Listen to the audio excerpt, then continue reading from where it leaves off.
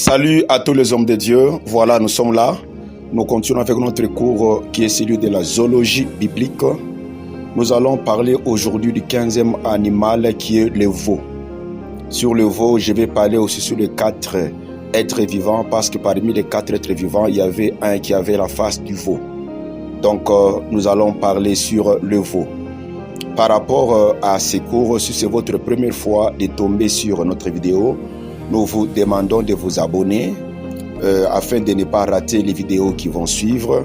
Nous vous demandons de partager la vidéo, nous demandons de liker et de commenter pour que nous puissions voir que vous suivez afin que vous puissiez recevoir le diplôme. Alors, nous parlons du 15e animal qui est le veau dans notre cours de la zoologie biblique. Définition. Le veau est le petit d'une vache, dont le petit d'une vache s'appelle veau. Dans la pensée de Dieu, le veau peut expliquer plusieurs choses. Notamment, premièrement, le veau nous explique prophétiquement le Seigneur Jésus-Christ. C'est-à-dire, le veau symbolise le Seigneur Jésus-Christ parce qu'il est un animal de sacrifice. Comme nous avons déjà dit, tous les animaux de sacrifice ne préfiguraient que les grands sacrifices du Seigneur Jésus-Christ sur la croix de Golgotha pour sauver l'humanité. Vous allez voir que parmi les animaux qu'on sacrifiait, il y avait la vache, il y avait le bouc, il y avait tout cela que nous avons déjà parlé. Il y a aussi le veau qui a été sacrifié, qui a été sacrifié. Il parle de Jésus-Christ parce que le veau est le petit d'une vache. Et cela représentait la mort de notre Seigneur Jésus-Christ sur la croix.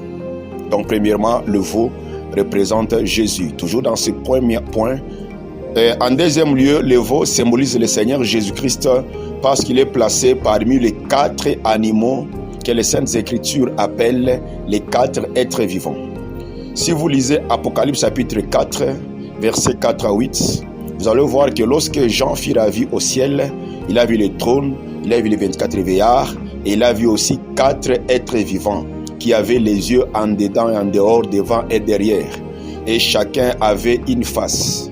L'autre avait la face d'un lion, l'autre avait la face d'un aigle, l'autre avait la face d'un homme et l'autre avait la face d'un veau.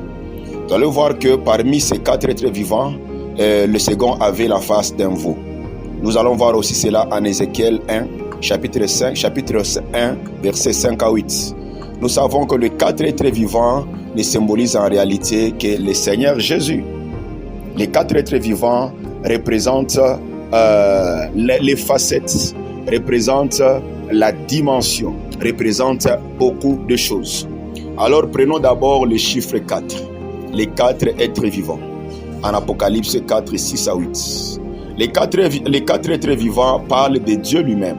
Ce sont les 4 facettes qui représentent seulement le Seigneur Jésus-Christ avec ces 4 étant le chiffre de la délivrance. Le chiffre 4 est le chiffre de la gloire.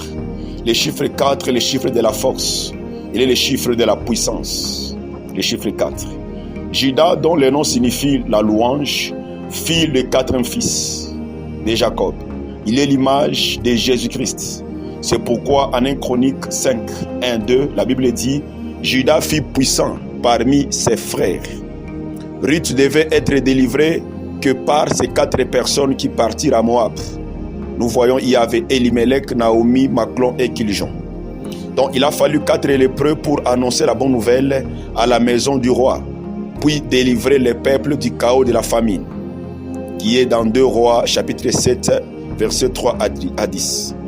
Donc il a fallu 4 personnes pour transporter les paralytiques sur un lit devant Jésus-Christ pour sa guérison, défiant la foule. Donc vous allez voir que le chiffre 4 représente la délivrance, représente la puissance, représente la force, représente les 4 dimensions de Jésus, représente les 4 langages de la parole de Dieu, qui est la doctrine, la révélation, la prophétie, la connaissance. Les 4 êtres vivants représentent les 4 évangélistes qui ont parlé de Jésus. Alors, lorsque nous voyons parmi ces 4 êtres vivants, l'un avait la face d'un lion. La face d'un lion, nous voyons que un être vivant a été semblable à un lion. Le premier être vivant est semblable à un lion, tandis que Les lions véritables, c'est le Seigneur Jésus-Christ, qui selon Apocalypse 5 nous dit, les lions qui est le héros, et il est aussi le roi des animaux. C'est le Seigneur Jésus-Christ qui est le roi des rois. Parce qu'Apocalypse 5 nous dit que Jésus-Christ est le lion de la tribu de Juda. Et Proverbe 30 nous dit que le lion est le héros. Il est le roi, il est le chef des animaux. Apocalypse 17, verset 12 à 14 nous parle aussi de cela. Donc, nous allons nous poser une question. Pourquoi le Seigneur Jésus utilise la face du lion? Les lions symbolisent la puissance. Les lions symbolisent la force. Les lions symbolisent la domination. Les lions symbolisent la gloire. Les lions symbolisent la victoire. Les lions symbolisent la doctrine, etc.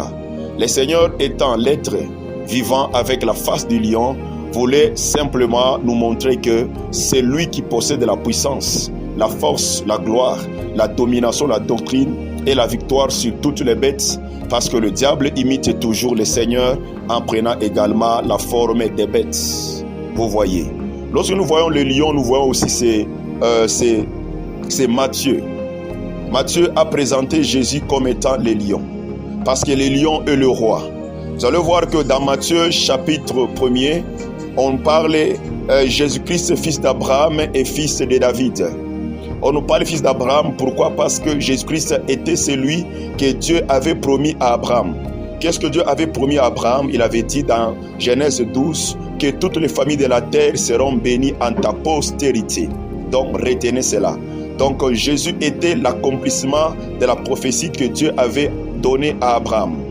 Et la Bible aussi dit Jésus était fils d'Abraham, il était aussi fils de David. Lorsque nous voyons la Bible, lorsque David avait l'intention de bâtir la maison pour Dieu, Dieu a dit que le roi, le Messie viendrait de ses reins. C'est pourquoi on dit que Jésus-Christ est fils de David. C'est-à-dire qu'il a le droit légitime d'être roi. Parce que David a été reconnu par Dieu comme roi, non pas seulement en Israël, mais pour toujours. Et Jésus étant le véritable roi, il devait naître de la famille de Juda, de la famille de David. C'est pourquoi vous allez voir que Matthieu, qui a représenté Jésus comme étant un roi, Jésus comme étant un lion, il a voulu parler à ses frères juifs que Jésus est également roi. Il est l'accomplissement de la promesse, de la prophétie que Dieu avait faite à Abraham, que Dieu avait faite aussi à David. Pour David, Jésus est le roi légitime. Pour Abraham, Jésus est celui qui avait été promis. Donc vous allez voir que par rapport à la dimension du lion, Jésus-Christ est roi. Jésus-Christ est celui qui domine. Jésus-Christ est le puissant. Il est Judas. Il est celui qui règne sur tous les animaux qui sont dans la forêt. Donc je m'arrête d'abord par ici. Je parle pour Jésus-Christ en tant que roi dans la face du lion. Et je crois, prochainement, je vais parler du veau pour que la vidéo ne soit pas longue. Que Dieu bénisse abondamment. Si vous avez aimé la vidéo, vous pouvez la partager, vous pouvez liker, vous pouvez commenter. Et ne voulons pas que la vidéo soit longue afin que vous n'ayez pas la possibilité de ne pas tout écouter. Que Dieu vous bénisse abondamment et nous allons nous voir à la prochaine.